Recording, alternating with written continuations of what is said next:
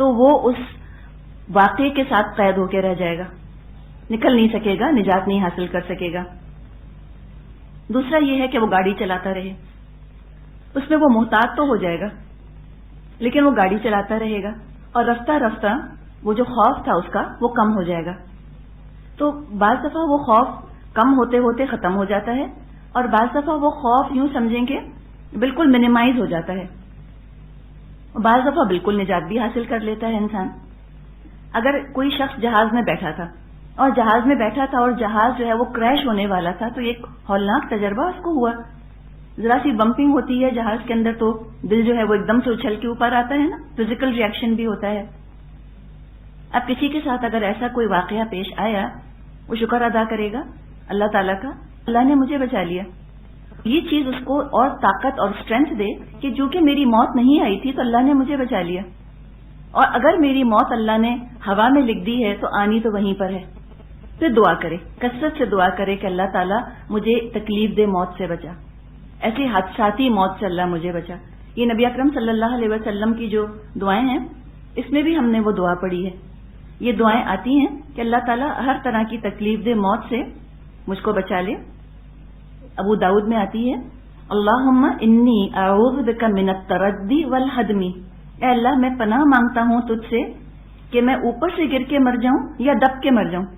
اب اوپر سے گر کے مر جانا، لوگوں کے دماغ میں کیا خیال تھا کہ بہت سے بہت وہ چھت پہ سے گر کے مر جائیں گے، آج تو ہوائی جہاز سے گر کے مرنا، تردی۔ اب الفاظ دیکھیں حدیث کے کہ کتنے کمپریہنسو الفاظ ہوتے ہیں، تو اس میں پھر یہ سوچ کے دعا کرے انسان کہ اللہ تو مجھے اپنی پناہ میں رکھ کے من التردی والہدمی، کہ میں اوپر سے گر کے مروں یا میں کسی چیز کے نیچے دب کے مروں، والغرقی والحرقی، اور میں ڈوب کے مروں یا میں جل کے مروں، وَأَعُوذُ بِكَ أَن يَتَخَبَّطْنِيَ الشَّيْطَانُ عِندَ الْمَوْتِ، اللہ میں تیری پناہ حاصل کرتا ہوں اس چیز سے کہ موت کے قریب شیطان اس کو چھو کر دیوانہ کر دے۔ وَأَعُوذُ بِكَ أَنْ أُقْتَلَ فِي سَبِيلِكَ مُدْبِرًا، اور اللہ میں تیری پناہ حاصل کرتا ہوں اس چیز سے کہ میں قتل کیا جاؤں تیرے راستے میں، کس حال میں کہ میں پیٹ پھیر کر بھاگ رہا تھا۔ دیکھیں اس میں بھی حکمت دیکھیں، اس کی موت تو لکھی تھی میدان جنگ میں، اگر تو مقابلہ کرتے ہوئے مرتا شہید کہلاتا، پیٹ پھیر کر بھاگنے والا تھا نا، مرا تو پھر بھی، لیکن مدبرن موت آئی اس کو۔ اب مثال کے طور پہ اس وقت ہم اپنے گھروں سے نکل کر آتے ہیں اور ہمیں یہ خیال ہے کہ اب میں نکل کے جاؤں گی، پیچھے چوری ہو جائے گی، میں اب جا رہی ہوں میرا ایکسیڈنٹ ہو جائے گا، گاڑی مجھے فلاں جگہ اتارتی ہے، میں روڈ کراس کر رہی ہوں گی تو میرا کیا ہوگا۔ یہ ایک دفعہ سوچ لیں کہ موت تو اللہ نے لکھ دی ہے جس جگہ، یہ کراہیت الموت میں چیز آتی ہے کہ انسان اینکشس رہے پھر بہت زیادہ موت کے خیال سے، چاہے میرا کہیں ایکسیڈنٹ نہ ہو جائے۔ یہ سوچ لیں کہ اللہ نے جہاں موت لکھی ہے وہاں تو آنی ہے، یہ چیز کتنی تسلی دیتی ہے۔ دعا یہ کرنی چاہیے کہ اللہ اس حال میں موت آئے کہ تو مجھ سے راضی ہو، بس الحمدللہ۔ وَلَا تَمُوتُنَّ إِلَّا وَأَنْتُمْ مُسْلِمُونَ، مت مرنا تم اگر اس حال میں کہ تم مسلمان ہو، فرما بردار ہو۔ فرما برداری کی حالت میں موت آتی ہے الحمدللہ۔ اور وَأَعُوذُ بِكَ أَنْ أَمُوتَ لَدِيغًا، اور میں پناہ مانگتا ہوں تجھ سے کہ میں کسی زہریلی چیز کے ڈسنے سے مروں، پوائزن سے۔ فوڈ پوائزننگ آج ہم پڑھتے ہیں، فوڈ پوائزننگ بھی ہو جاتی ہے، اور سانپ اور بچھو یا کوئی زہریلا جانور وہ تو کاٹتا اور ڈستا ہے ہی۔ تو یہ دعائیں بڑی چیز ہیں جو انسان کو اینگزائٹی سے اور پینک سے نجات دینے والی ہیں۔ تو یہ دعا بھی جو ہے وہ مانگی جا سکتی ہے، دعا تقدیر کو بھی بدل دیتی ہے۔ تو یوں سمجھیں کہ یہ ہمارا آخری موضوع تھا تزکیے کے بارے میں۔ اب جو بھی ہم نے تزکیے کی باتیں کی، اللہ تعالیٰ سے پہلے تو یہ دعا ہے کہ اللہ ہم سب کا تزکیہ فرما دے، اللہ تعالیٰ نے ان لوگوں میں شامل فرما دے جن کے بارے میں آتا ہے نا قد افلح المؤمنون، تحقیق فلاح پا گئے مومن۔ کون ہے؟ ہم للزکاۃ فاعلون، جو کہ تزکیے پر مسلسل عمل کرتے رہتے ہیں، ساری زندگی کا کام ہے، اور اللہ ہم ایک دوسرے کا مددگار بنا دے تزکیہ حاصل کرنے میں۔ اور تزکیہ کروانا آسان کام نہیں، اچھا نہیں لگتا انسان کو، اس لیے کہ تنقید کا سا پہلو پایا جاتا ہے۔ اب آپ مجھ سے اگر کچھ بات کہیں کہ دیکھیں آپ یوں کر رہی ہیں، آپ مت کیجئے، ایک لہجے کو میرے دل کے اوپر میل تو آئے گا، ہے نا، اچھا نہیں لگتا نا۔ میں آپ سے کچھ چیز کہوں ایک لمحے کو آپ کو اچھا تو نہیں لگے گا، لیکن ہم پھر اللہ تعالیٰ سے دعا کرتے ہیں کہ اللہ ہمارے دلوں کو جوڑ دے الفت کے ساتھ، ہم اچھا گمان رکھیں اور پھر ہم سوچیں کہ اس میں میرا ہی بھلا ہے، میری ہی شخصیت نکھرے گی، میں ہی جنت کی شہری بننے کے قابل ہو جاؤں گی۔ تو ہمیں ایک دوسرے کو تھامنا ہے۔ دیکھیں تزکیہ بالکل میک اپ کی طرح ہوتا ہے، بغیر آئینہ سامنے رکھے اگر کوئی میک اپ کرتا ہے، ہو سکتا ہے کہ خوشنما بننے کے بجائے بدنما ہو جائے۔ میک اپ کے لیے لازمی چیز ہے، اپنے آپ کو آراستہ کرنے کے لیے لازمی چیز ہے کہ سامنے شیشہ ہو۔ ہم جب اپنے جسم کو سنوارتے ہیں شیشے کے سامنے، جب ہم اپنی شخصیت کو سنواریں گے تو آئینہ کون ہوگا؟ ہمارے ساتھی ہوں گے۔ حدیث میں مضمون آتا ہے المسلم مرأۃ المسلمی، مسلمان کا آئینہ ہے، آئینہ۔ تو ہمیں تو ایک دوسرے کا تزکیہ کرنا ہے۔ تزکیہ بغیر صحبت کے نہیں ہو سکتا، تنہائی میں تزکیہ نہیں ہو سکتا، اس کے لیے صحبت ضروری ہے، صالح لوگوں کی صحبت، جن پہ ہمیں بھروسہ ہو کہ یہ میرا برا نہیں چاہتے، یہ میرا بھلا چاہتے ہیں، مجھے بہتر کرنا چاہتے ہیں۔ تو ہم دعا کرتے ہیں کہ اللہ ہم ایک دوسرے کا تزکیہ کرنے والے ہو جائیں، ہم ایک دوسرے کو سنوارنے والے ہو جائیں۔ اور یہ تزکیے کا تصور دنیا کے ہر مذہب میں موجود ہے، اس لیے کہ فطرت کی پکار ہے۔ یہ وہ چیزیں ہیں کہ جن کا اچھا ہونا فطرت جانتی ہے، اور یہ وہ چیزیں ہیں جن کا برا ہونا فطرت جانتی ہے۔ تو ہر مذہب میں ہمیں تزکیے کا تصور ملے گا۔ ہاں یہ اور بات ہے کہ اسلام نے اس کو عروج پر پہنچا دیا ہے، طہارت کو، تربیہ کو اور تزکیے کو ایک اپنے کلائمیکس پر پہنچ گیا، پرفیکشن پر پہنچا دیا ہے اسلام نے تزکیے کو۔ جو موٹے موٹے اعمال ہیں، جو موٹی موٹی خرابیاں ہیں، جو اور بہت سی خرابیوں کا سبب بنتی ہیں، سب سے پہلی چیز تکبر، بہت بڑی چیز ہے۔ پھر ہے غضب، غصہ۔ تکبر ہی سے تو غصہ بھی پیدا ہوتا ہے۔ کوئی اپنا اتنا اعلیٰ اونچا معیار بنا لیا اور لوگ اس معیار تک نہیں پہنچ پا رہے، اور اب غصہ ہی غصہ، غصہ ہی غصہ، یہ ایسے کیوں نہیں کرتا، وہ ایسے کیوں نہیں کرتا۔ اور یہ تکبر جو ہے یہ دنیا پر بھی ہو سکتا ہے، اپنے دین پر بھی ہو سکتا ہے۔ ایک گروہ نکلا تھا مسلمانوں میں جنہوں نے کہ دین کا ایک انتہائی اعلیٰ معیار بنا لیا تھا، خارجائٹس کہتے ہیں جن کو۔ کیا مسئلہ کیا تھا ان کا مسئلہ تکبر تھا۔ اور تکبر کا اظہار کیسے ہوتا تھا؟ انتہائی سختی دین کے اندر، انتہائی سختی۔ کس نام پر سختی کی ہوگی؟ تقوی کے نام پر۔ ناممکن معیار بنا دیا تقوی کا۔ انہوں نے کہا کہ کبیرہ گناہ کا کرنے والا کافر ہے، اور چونکہ وہ کافر ہے لہذا اسے جنگ کرنی چاہیے، اور جب جنگ کر کے اس کو ہرا دیں، قتل کر دیں اس کو، تو اس کی بیوی کو لونڈی بنا لیں اور اس کے بچوں کو غلام بنا لیں اور اس کا مال مال غنیمت۔ اپنے ہی مسلمانوں پر پل پڑے۔ تو اگر ہمیں یہ محسوس ہوتا ہے کہ ہم مسلمانوں کے بارے میں، ارد گرد جو لوگ ہمارے رہ رہے ہیں ان کے بارے میں ہم بہت سختی کے ساتھ فیصلے کر رہے ہیں، ہم ان کو سمجھتے ہیں کہ ہر ایک ڈیفیشینٹ ہے، ہر ایک میں کمی ہے، یہ ایسے کیوں نہیں کرتا، یہ ایسے کیوں نہیں کرتا، یہ تکبر کی علامت ہے۔ اسی لیے کئی دفعہ ہم نے کلاس میں بات کی ہے کہ اللہ کا واسطہ علماء پر انگلیاں مت اٹھایا کیجیے، یہ تکبر کی علامت ہے۔ چھوٹا منہ بڑی بات، ہماری کیا حیثیت کہ ہم عالموں کے عیب نکالیں بیٹھ کر، وہ ایسے کیوں ہیں، وہ ایسے کیوں ہیں۔ اس کا مطلب ہے کہ ہم نے ان کو برا سمجھا اور اپنے آپ کو اچھا سمجھا۔ ہم یہ سمجھ رہے ہیں کہ ان عالموں سے تو میں بہت اچھی ہوں، میں بہت بہتر ہوں۔ تو اپنے آپ کا ضرور جائزہ لیجئے کہ کیا میں لوگوں سے بہت شکایتیں کرتی ہوں، کیا مجھے یہ احساس ہوتا ہے کہ لوگ اچھے نہیں ہیں۔ اس کا مطلب ہے میرے اندر تکبر ہے، سیدھی بات، ورنہ اتنی ڈھیر شکایتیں ہو نہیں سکتی۔ ہر ایک کیسے برا ہو سکتا ہے دنیا میں، چاروں طرف لوگ کیسے برے ہو سکتے ہیں، خواص بھی برے، عوام بھی برے، حکومت بھی بری، رشتہ دار بھی برے، سب برے ہیں تو اچھا کون ہے؟ میں بہت اچھی ہوں۔ یہ نتیجہ یہی نکلا نا۔ اب اگر آپ کسی کو دیکھ رہی ہیں اور کوئی آپ کو بہت چھوٹا نظر آ رہا ہے، حقیر نظر آ رہا ہے، اس کا مطلب ہے کہ آپ نے اپنے آپ کو بہت بلند جگہ کھڑا کیا ہوا ہے، جو ہر ایک آپ کو حقیر فقیر چونٹی جیسا نظر آتا ہے۔ تو یہ بہت کرٹیسائز کرنا، بہت زیادہ تنقیدیں کرنا، یہ بھی تکبر کی علامت ہے۔ اس پہ پردہ کیا ڈالا جاتا ہے کہ ہمارے دل میں درد بہت ہے، ہمارے دل میں عوام کا، قوم کا درد بہت ہے۔ ہم کہتے ہیں کیوں نہیں ٹھیک ہوتے، یہ ایسے کیوں کرتے ہیں، کیوں کہہ رہے ہیں ایسے بلا وجہ؟ اس تکبر کی وجہ سے اتنی ساری اور بیماریوں کا شکار ہوں گے، غصے میں رہیں گے، اینگزائٹی ہوگی، پریشانی ہوگی، خود ہی کو اذیت میں تکلیف میں ڈالیں گے. خسرت دنیا والآخرہ، عمل کی قوت شل ہوتی چلی جائے گی. ان چیزوں کی وجہ سے نہ عمل صالح ہوگا، نہ کوئی نیکیاں کمائیں گے تو فائدہ، دنیا کا بھی نقصان، وخسر الآخرہ، آخرت کا بھی نقصان. تو تکبر لے کے چلتا ہے غصے کی طرف. اور بھی کئی وجوہات ہیں غصے کی جن کے بارے میں ہم نے بات کی. لے کے چلتا ہے غصے کی طرف. اور بھی کئی وجوہات ہیں غصے کی جن کے بارے میں ہم نے بات کی. جو موٹے موٹے اعمال ہیں، جو موٹی موٹی خرابیاں ہیں، جو اور بہت سی خرابیوں کا سبب بنتی ہیں، وہ 7 ہیں، 7. تو تکبر سے بچنا ہے، یہ بہت بڑی بیماری ہے. غصے سے بچنا ہے، غصہ بہت بڑی بیماری ہے. حسد، جیلسی، اللہ ہم سب کو اپنی پناہ میں رکھے اس حسد سے. ہرس، طمع، گریڈ، یہ کئی اور دل کی بیماریوں کا، باطنی بیماریوں کا سبب بنتی ہے ہرس کا ہونا. پھر کاہلی کو بعض مذاہب میں کبیرہ گناہ کہا جاتا ہے. کارڈنل سن، بڑا گناہ ہے کاہل ہونا.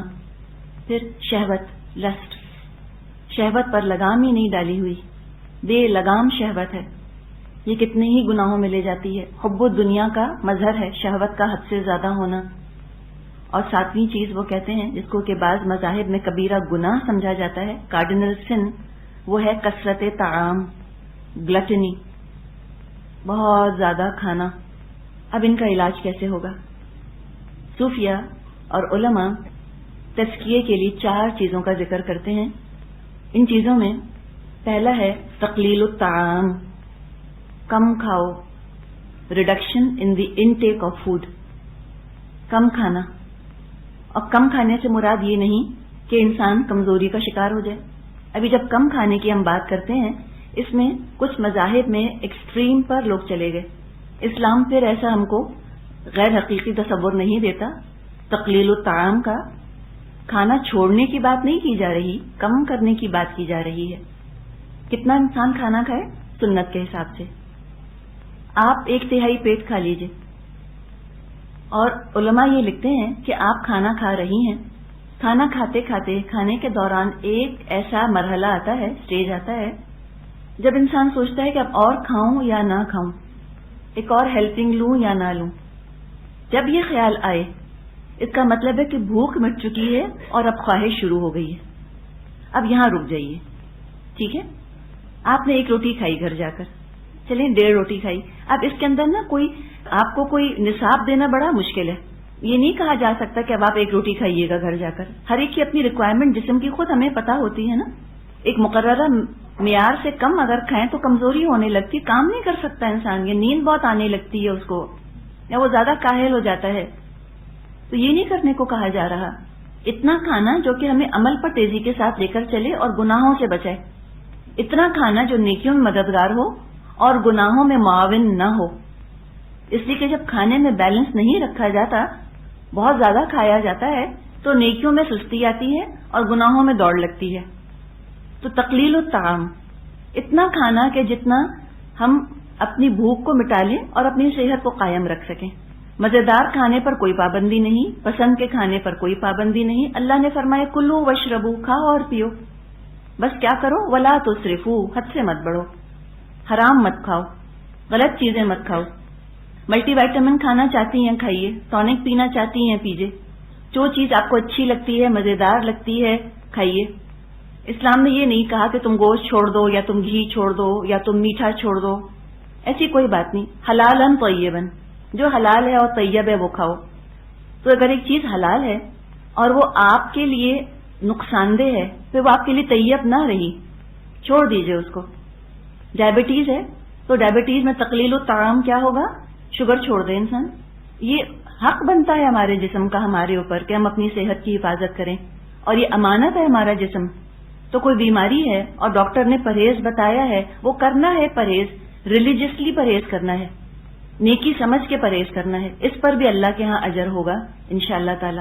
اگر ہائی بلڈ پریشر ہے اور ڈاکٹر نے کوئی پرہیز بتایا ہے، کریے، وہ بھی تقلیل الطعام میں آئے گا، وہ بھی عبادت بن جائے گا. تو پرہیز کو بھی اگر ہم عبادت سمجھ کے کریں تو تو انشاءاللہ تعالی ہمارے اندر ایک انسینٹو رہے گا.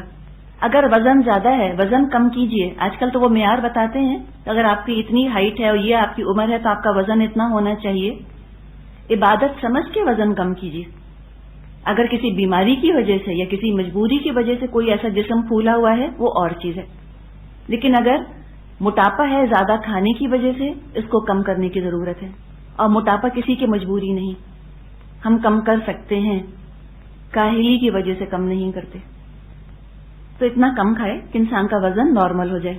وہ سیکھ سلائی کروانے کی ضرورت نہیں ہے اپنے آپ کو کہ بالکل ہڈیوں کا ڈھانچہ رہ جائے انسان. اپنی عمر کے حساب سے دیکھیں, ایک عمر ہوتی ہے 20-25 سال کی, اس میں مثال کے طور پہ وزن تھا 120 پاؤنڈز, وہ چل گیا. لیکن جب عمر بڑھتی ہے اس میں تھوڑا وزن آٹومیٹکلی بڑھتا ہے, جیسے 40 کے بعد وزن بڑھتا ہے.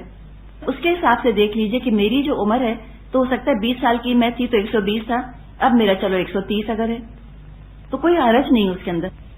صحت کے ساتھ انسان کا کھانا پینا جو ہے وہ اٹیچ رہے کہ صحت کے لیے مجھ کو کھانا ہے. تو کوئی معیار ہم نہیں دے سکتے کہ ایگزیکٹلی اتنا ہونا چاہیے, خود دیکھ لیں اپنے حساب سے. تو یہ ڈائٹنگ بھی اس میں آ جائے گی, پرہیز بھی آ جائے گا اس کے اندر. پھر ہفتے میں 1 دن کا روزہ تقلیل الطعام میں آ جائے گا. انشاءاللہ آپ کوشش کر کے دیکھیے, ہفتے میں 1 دن روزہ رکھ لیا. چاہے دن فکس کر لیجئے چاہے مت کیجئے, مرضی ہے آپ کی, جیسے چاہیں کر لیں. لیکن سنت کے حساب سے ہم چلنا چاہیں تو پیر اور جمعرات کے دن بہترین ہیں روزے کے لیے. یا ایام 20 13 14 15 تاریخ چاند کی, یہ کر سکتے ہیں. اور مسلسل چگنے کی عادت چھوڑ دیجئے.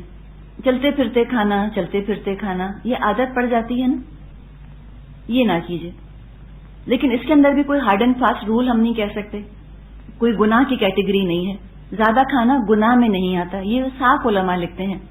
دوسرے مذاہب میں تو کثرت طعام کبیرہ گناہوں میں شمار کیا جاتا ہے.